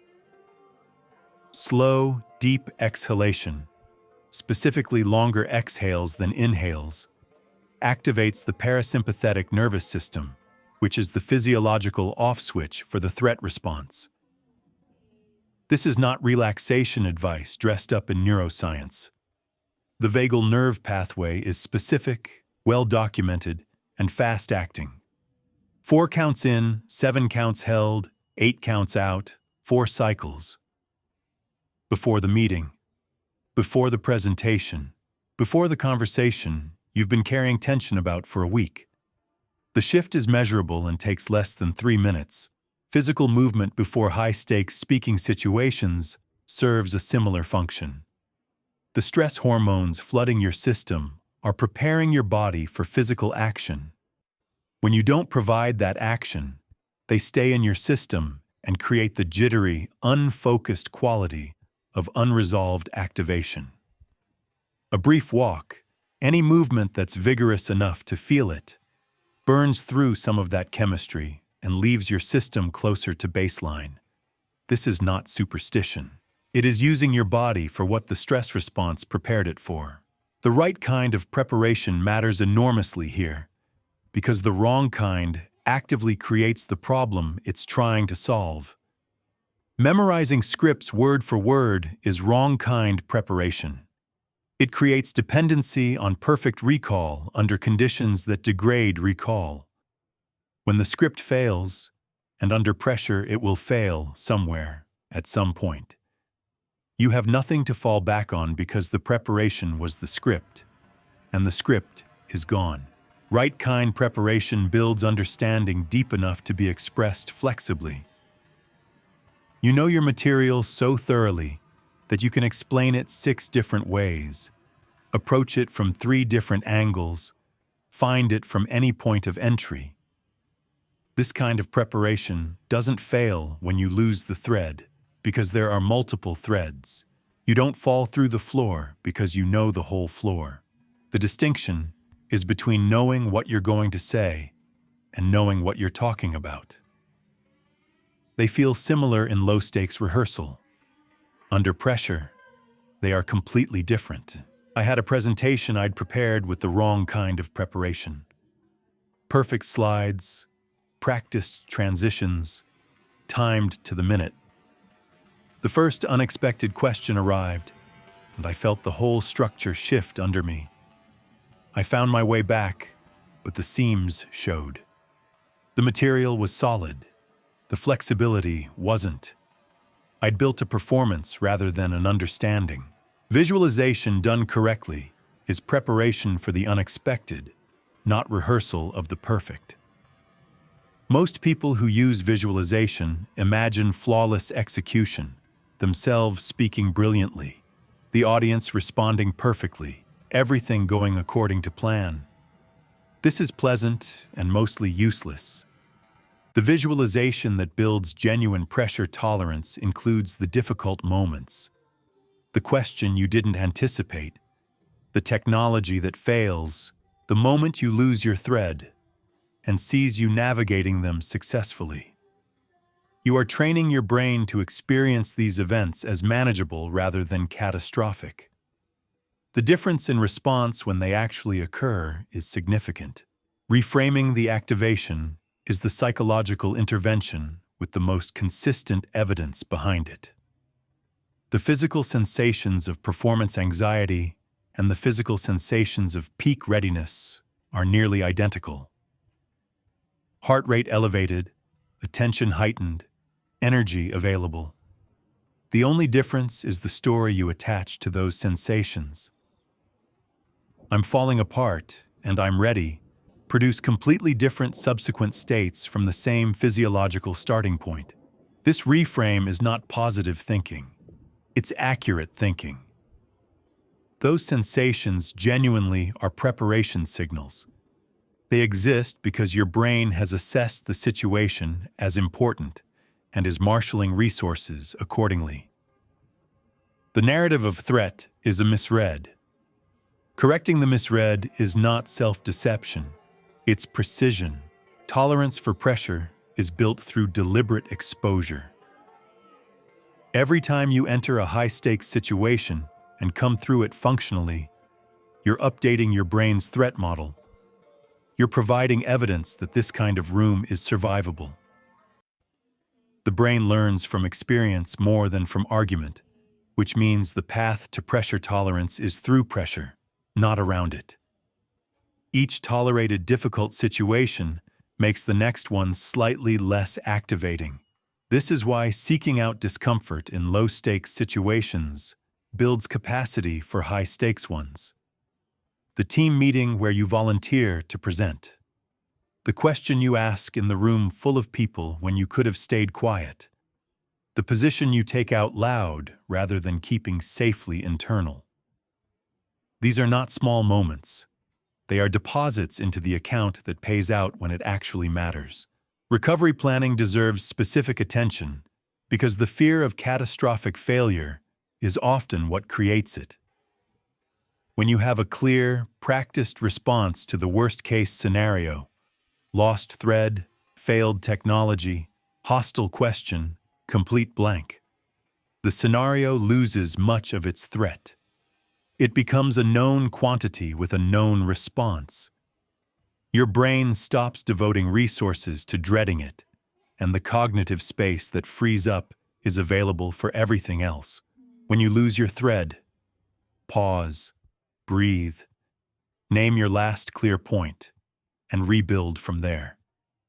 Not "I'm sorry," repeated 3 times while visibly panicking. Just a pause and a return. The audience will almost never remember the pause. They will remember whether you recovered with composure. The performance paradox resolves when you stop trying to perform. The best communication under pressure feels like conversation. Engaged, present, responsive to what's actually happening. Not the execution of a plan. Not the delivery of a script. Just a person who knows what they're talking about it, in a room where the stakes happen to be high. The stakes are information. They tell you this matters. They were never instructions to tighten up. Chapter 11. The room is not judging you. It's ignoring you. Every nervous speaker believes the same thing, that the audience is watching closely. tracking every stumble, cataloging every moment of uncertainty. That the pause lasted 3 seconds longer than it should have, and everyone noticed, and everyone is now privately updating their assessment of your competence downward. The audience is mostly thinking about lunch, or their own presentation, or the email they didn't send before the meeting started, or whether the person 2 seats over noticed them yawn. The audience is, with rare exceptions, engaged in the same fundamental activity you are, managing their own internal experience while attempting to appear appropriately present. This is not cynicism. It is an accurate description of human attention, and understanding it is genuinely liberating once you let it land. The elaborate self-surveillance you perform before and during public speaking, the constant monitoring for signs of failure, the anticipatory embarrassment, the certainty that everyone sees what you see, is not an accurate read of the room. It's a projection. You are experiencing yourself as the center of everyone's attention because you are the center of your own attention. But you are not the center of theirs. Stage fright is, at its structural core, a form of self-importance. Not a moral failing, a cognitive error. The belief that your performance is being tracked with the same intensity you're tracking it. It isn't. People are watching for information they need, entertainment if it's available, and a reason to keep paying attention. They are not forensic analysts of your delivery. They are humans with limited attention and their own concerns, who showed up hoping something useful would happen. Correcting this misread changes the entire orientation of public speaking. When you believe you're being judged, every moment becomes a test. Every sentence is evaluated before it leaves your mouth. Every pause is a potential verdict. This is cognitively exhausting and functionally paralyzing. When you understand that you're primarily being received rather than judged, the relationship with the room shifts. You stop defending and start communicating. The practical difference is this. Speakers who believe they're being judged focus on themselves. Speakers who understand they're being received focus on their audience. The first group is asking constantly, "How am I doing?" The second group is asking constantly, "Is this landing?" These questions produce completely different behavior. The first makes you smaller and more careful. The second makes you responsive and present. Public speaking amplifies everything. Your strengths become more accessible, and your habits become more visible. This is why it's the single most efficient training environment for communication generally.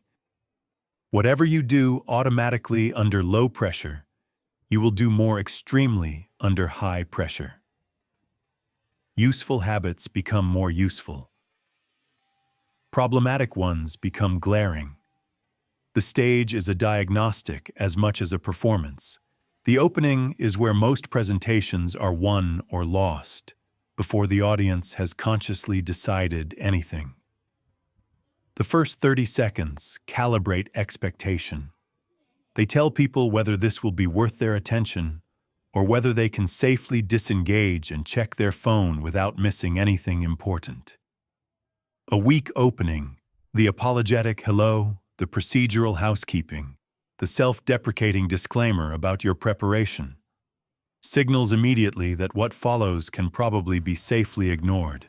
A strong opening does one specific thing. It makes the audience feel that something real is about to happen. A question they haven't considered.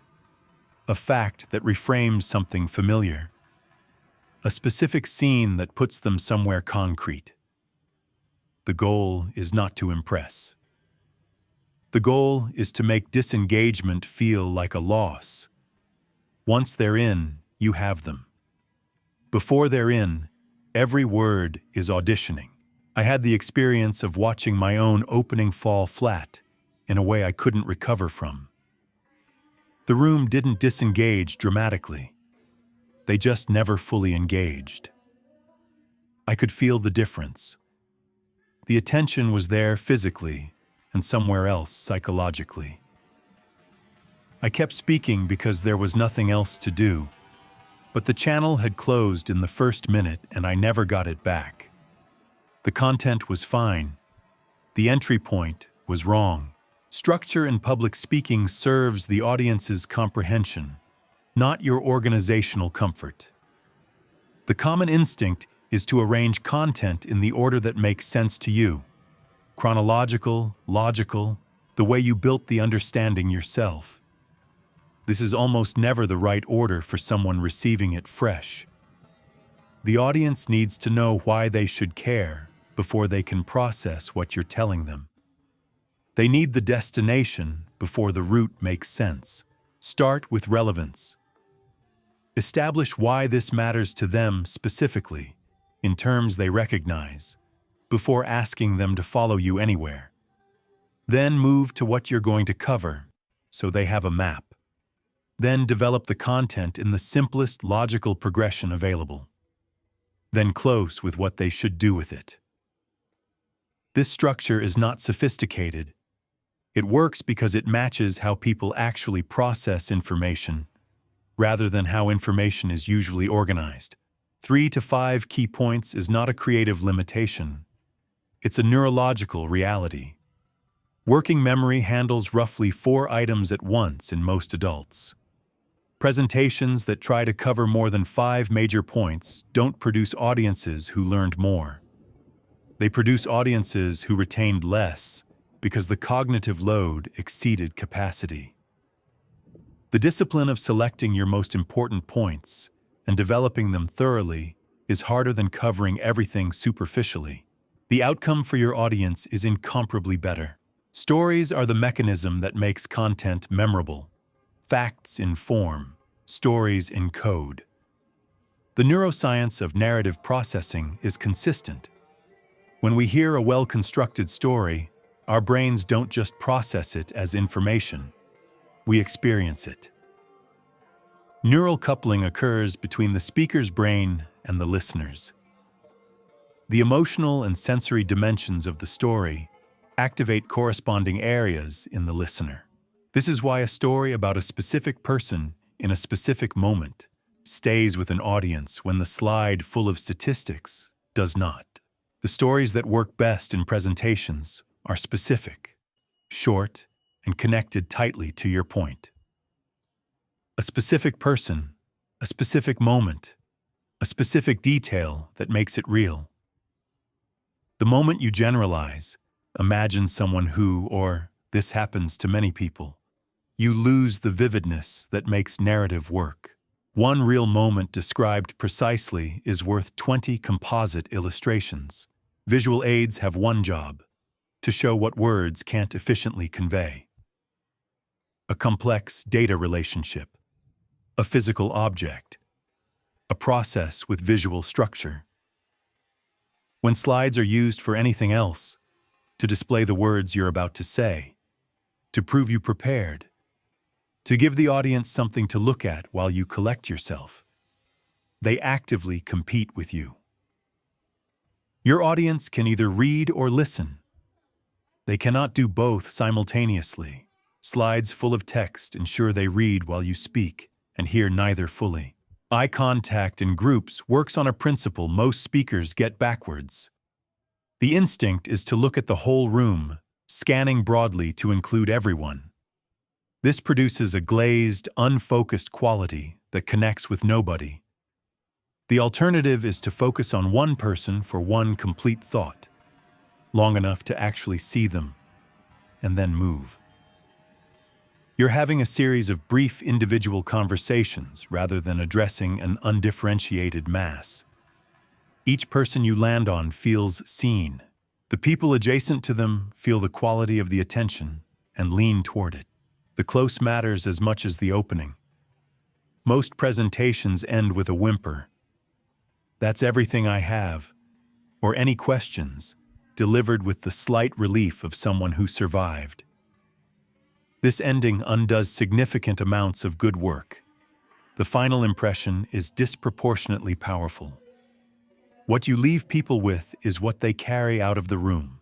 End with the most important thing. State it clearly, without qualification. Connect it to why it matters for this specific audience. Then stop. The willingness to stop, cleanly, with conviction, without trailing off into logistical noise, is itself a communicative act. It signals that you know exactly where the edge of the content is and you respect it. The room is not judging you, but it is deciding continuously whether you're worth paying attention to. Those are different problems with different solutions. The solution to judgment is performance.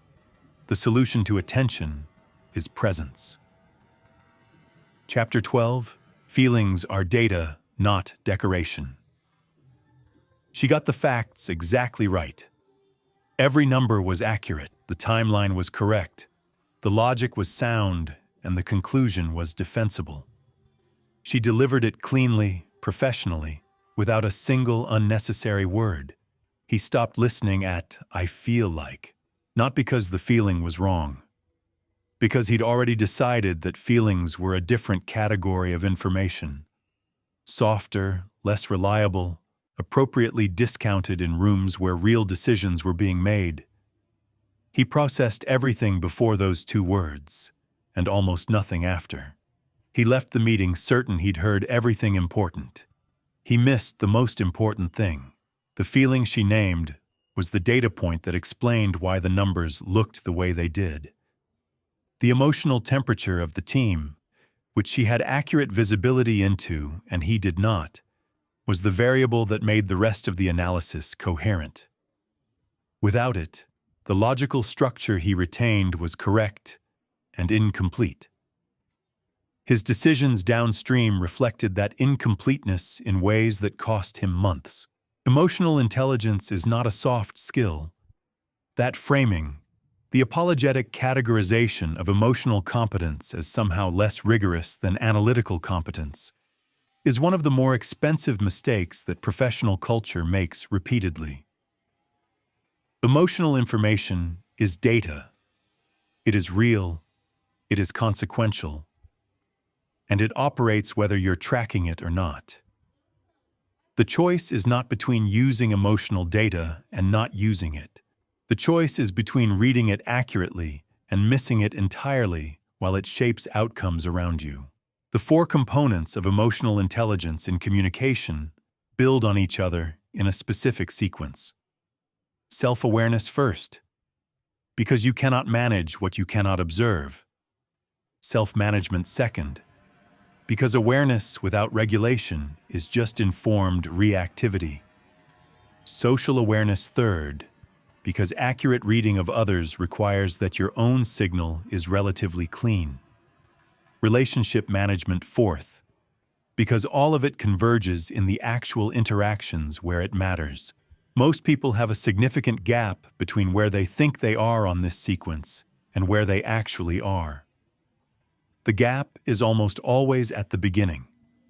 Self-awareness is consistently overestimated. People who believe they have excellent insight into their own emotional states and patterns are frequently the people whose emotional patterns are most visible to everyone around them and least visible to themselves. The mechanism is simple. Your emotional state feels like the weather to you, something that arrives from outside, something that happens to you, something you're experiencing rather than producing. From inside a mood, the mood feels like reality. It doesn't feel like a lens. It feels like clear glass. This is why people who are chronically anxious often don't experience themselves as anxious. They experience the world as genuinely threatening. The filter has become invisible because it's always there. Developing self-awareness requires treating your own emotional states with the same curiosity you'd bring to any other phenomenon worth understanding. Not judgment, curiosity. What am I feeling right now? What triggered this? What is this state making me want to do? What would I be seeing differently if I weren't in this state? These questions create a small but critical distance between the experience and your response to it. That distance is where choice lives. Your emotional state directly and immediately affects your communication quality in ways that are visible to everyone except you. When you're anxious, your voice changes register, your sentences shorten, and your qualifiers multiply. Your listening degrades because part of your attention is managing the internal experience. When you're defensive, your face does something before you've decided anything. Your body orients slightly away. Your questions become subtly leading. All of this is readable to anyone paying attention. All of it shapes how people respond to you, which shapes the interaction, which you then experience as external reality rather than as something you partially produced. Self-management is not suppression. This distinction is important enough to be worth stopping on. Suppressing an emotion, pushing it down, refusing to acknowledge it, maintaining a surface presentation that contradicts your internal state, is physiologically expensive and perceptually obvious. People can detect suppressed emotion. They can't always name it, but they experience the interaction as somehow misaligned, as if the words and the person saying them are slightly out of sync. What self-management actually looks like is acknowledging the emotion internally while choosing how and when to express it externally. The feeling exists. You're not performing its absence.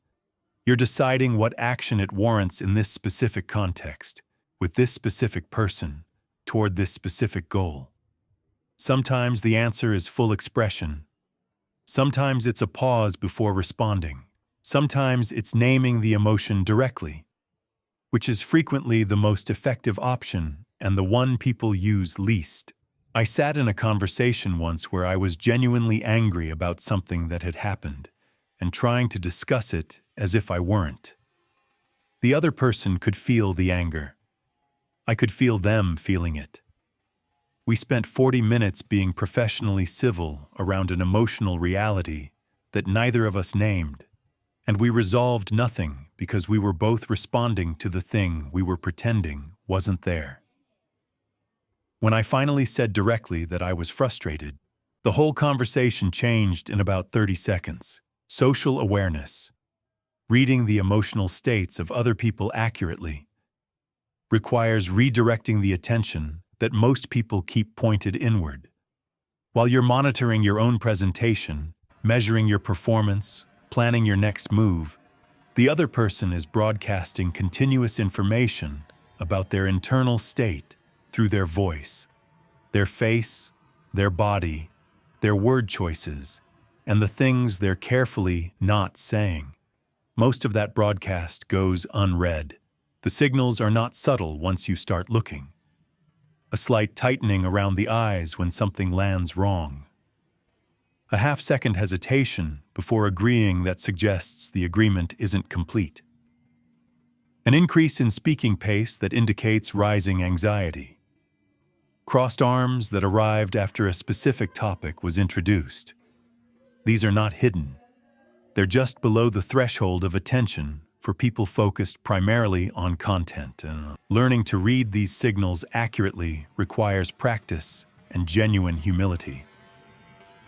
You will misread people. Your own emotional state will color your reading of theirs. Cultural differences will make some signals misleading. The appropriate response to this complexity is not to stop trying to read the room, but to hold your readings with appropriate uncertainty, as hypotheses to be tested rather than facts to be acted on. Empathy is the active imagination of another person's experience, not sympathy, which is feeling something about their situation from your own perspective, but genuine attempts to inhabit their perspective long enough to understand what it actually feels like from there.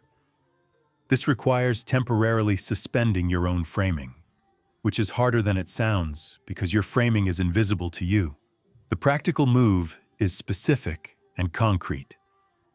When someone is experiencing something difficult, instead of immediately relating it to your own experience or reaching for reassurance, pause and ask yourself, what would I be feeling if I were in their exact situation, with their history, under their specific pressures? The answer you arrive at is usually more useful than the first response that presented itself. Validation, genuine acknowledgement of someone's emotional experience, is disproportionately powerful relative to how simple it is. When someone feels that their emotional reality has been accurately seen and accepted rather than dismissed or minimized, something fundamental shifts in the interaction.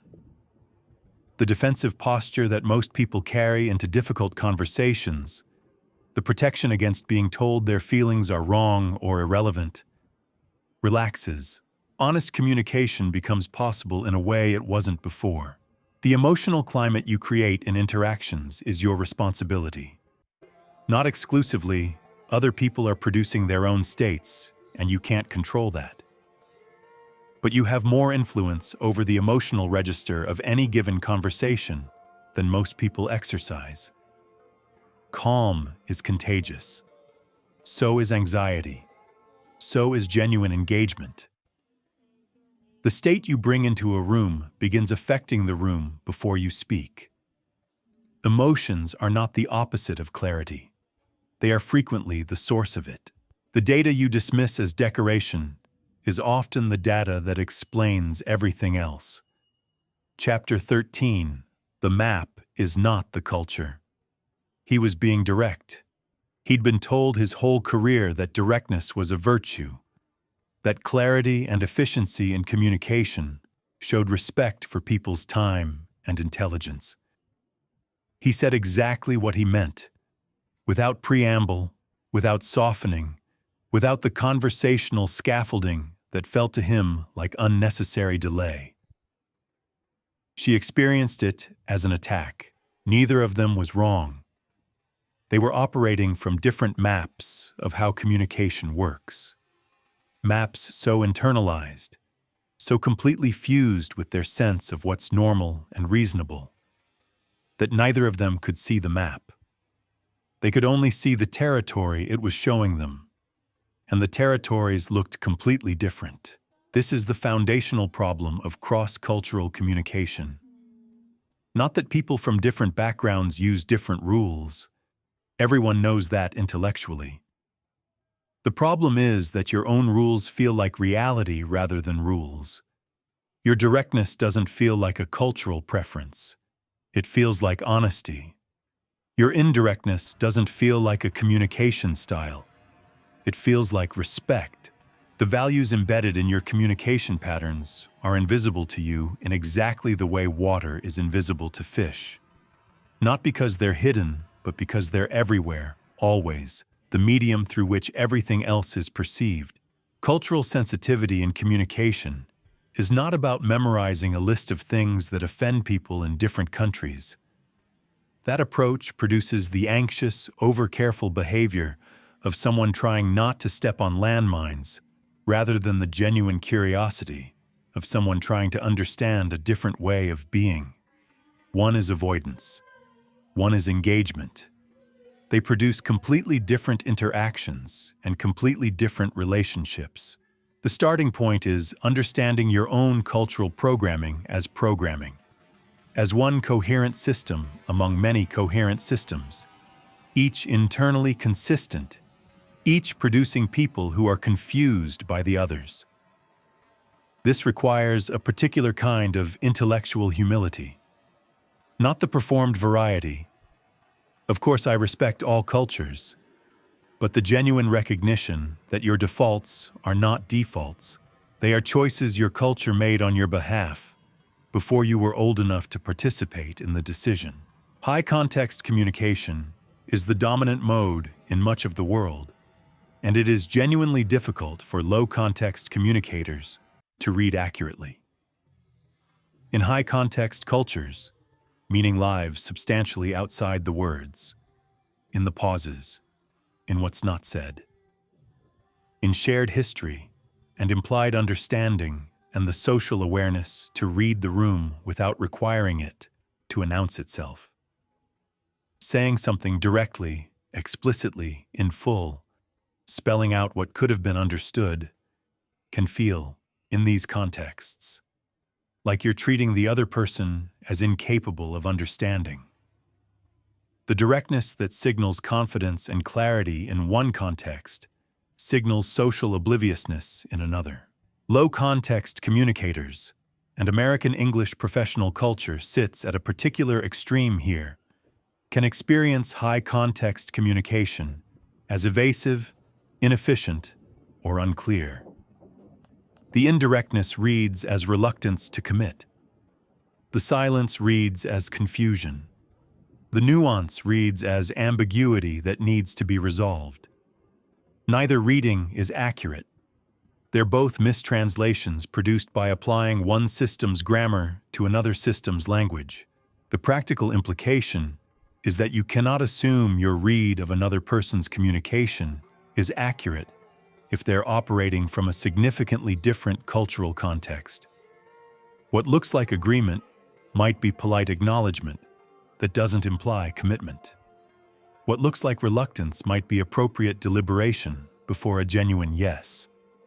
What looks like evasion might be respect for your face, a generous protection of your dignity that your own cultural programming has no category for. Power distance shapes communication in ways that are particularly easy to misread. In high-power distance cultures, the hierarchy is real and the communication reflects it. Speaking up, pushing back, asking challenging questions across status levels, these behaviors that read as healthy engagement in flat organizational cultures read as disrespect in hierarchical ones. Not rudeness exactly. A category violation. The social grammar is different, and the violation is felt even when the intent was collegial. I learned this late and paid for it. Early in a working relationship with someone from a high-power distance background, I interpreted their deference in our conversations as lack of opinion or low confidence. I pushed for more direct input. What I was actually doing was making them increasingly uncomfortable by asking them to behave in ways that felt, to them, inappropriate to our relative positions. My pushing wasn't empowerment. It was a failure to understand what I was asking. The relationship never fully recovered the ease it might have had. Collectivistic cultures create communication patterns that individualistic communicators reliably misread as consensus when it isn't, or as excessive process when it's actually relationship maintenance. In cultures where group harmony is a genuine value rather than a slogan, the communication before a decision, the checking in, the sense-making together, the ensuring that no one is left in a position of visible disagreement, is not inefficiency. It is the decision process. Skipping it to get to the conclusion faster doesn't save time. It undermines the commitment that makes the conclusion actionable. The individual who presents a polished solo argument and expects the room to respond to its merits may be operating from a context where that's normal.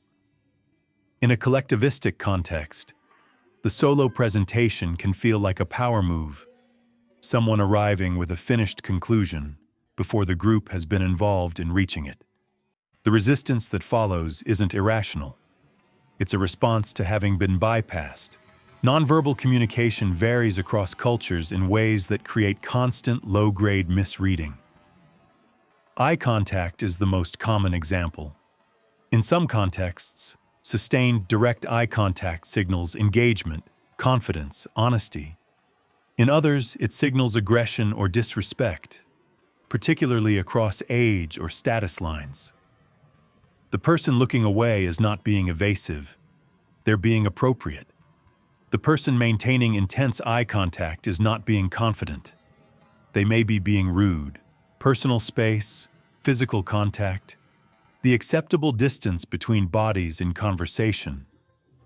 All of these vary enough across cultures that the same physical positioning can produce feelings ranging from comfortable connection to genuine alarm depending on who's involved. Reading discomfort signals and adjusting without requiring people to explain their preferences is a basic social competence that becomes especially important across cultural lines. Time orientation produces misalignment that often gets misread as disrespect or incompetence. For monochronic cultures, and again, American professional culture is a strong example, time is a resource, schedules are commitments, and tardiness is a signal about how much you value other people's time. For polychronic cultures, time is more fluid, relationships take priority over schedules, and the meeting that runs long because something important was happening is a meeting that respected what actually mattered. Neither is objectively right. Both produce people who experience the other as consistently frustrating. Language fluency adds another layer. Someone speaking in their second or third language is doing something cognitively demanding that most native speakers have never attempted at a comparable level. The simplification of vocabulary, the longer processing time, the occasional grammatical error. None of these are indicators of how sophisticated the thinking behind them is. Calibrating your assessment of someone's intelligence or competence to their fluency in your language is a mistake so common it has never been adequately named. The most useful orientation across all of this is curiosity without assumption. When you encounter communication behavior that seems odd, inefficient, evasive, or rude, pause before concluding. Ask yourself what coherent system of values would produce this behavior as a reasonable response. The answer almost always exists. Finding it doesn't require abandoning your own values. It requires temporarily expanding your model of what reasonable looks like. Your map is not the territory. It never was. The territory is larger than any single map, and most of the interesting parts are in the regions yours doesn't cover. Nobody finishes a book about communication and speaks differently the next morning. That's not how any of this works. The gap between understanding something and embodying it is where most self-improvement quietly dies. In the space between the last page and the first real conversation where it was supposed to matter. What you've read across these chapters is not a collection of techniques to deploy. It's a map of what's actually happening when communication works and when it doesn't. The psychology underneath the words, the body running ahead of the mouth, the internal voice scripting outcomes before anything is said. The emotional data being broadcast and missed simultaneously. None of it changes because you understand it. It changes because you practice it. Imperfectly, inconsistently, with regular evidence that you haven't arrived anywhere permanent. The most articulate people you've ever encountered are not finished products. They're people further along a process that doesn't end. The conversation you've been avoiding is still waiting. Your voice still does the thing under pressure that you wish it didn't. The internal critic is still running. These are not failures of understanding. They're invitations to practice. Every conversation from here is a chance to close the gap slightly between who you are when you're thinking clearly and who you are when it actually counts. Start there. Start now. The conversation you've been avoiding is the one that changes everything. You already know which one it is.